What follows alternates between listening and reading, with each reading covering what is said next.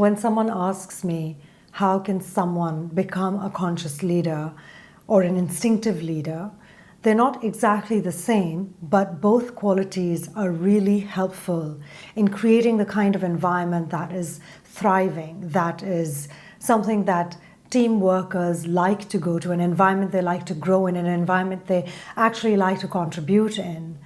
And I always like to say that first and foremost, the most important thing that a person who wants to lead differently is to be in touch with themselves. It's imperative that you are in touch with yourself.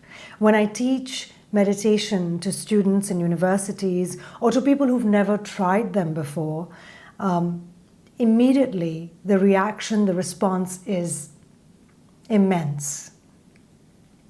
And I can tell and gauge from the responses that these people have not taken time for a long time to really make time for themselves, to spend time with themselves. We do have a lot of fear and terror around being alone with ourselves. But the only way in is through. And to be a different kind of leader, you need to know who you are. You need to be in touch with yourself. And it can't be just a prescribed meditation technique or a way to live that you download from somewhere, because every individual is different. Every individual's history, their dynamic, their traumas, their personal story is unique. And in instinctive meditation, one of the things that I thoroughly enjoy doing, and I feel is really the meat, the juice of my work, is listening to where you're at and what a person's specific need is.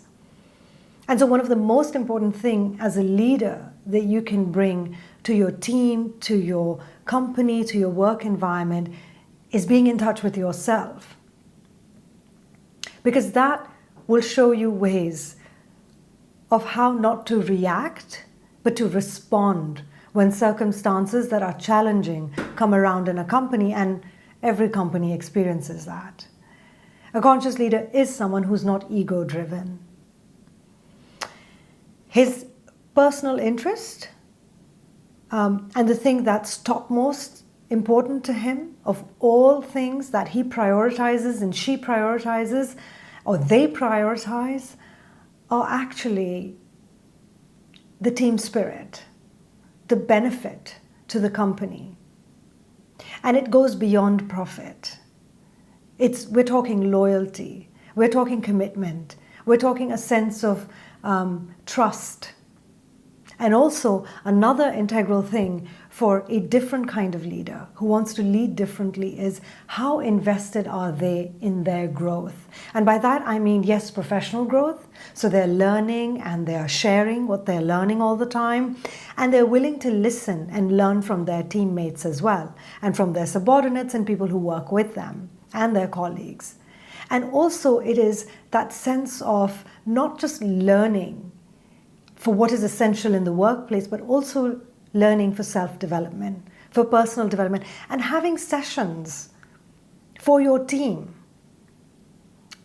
where your lunch and learn is about not just how to improve and how to do better for the company and how to rake in more profits, but also how you can optimize yourself, how you can be the next best version of yourself, or how you can take the gifts you have and enhance them. That is what makes for a unique leader. That is what makes for a person who's really going to see commitment and dedication from his employees and loyalty.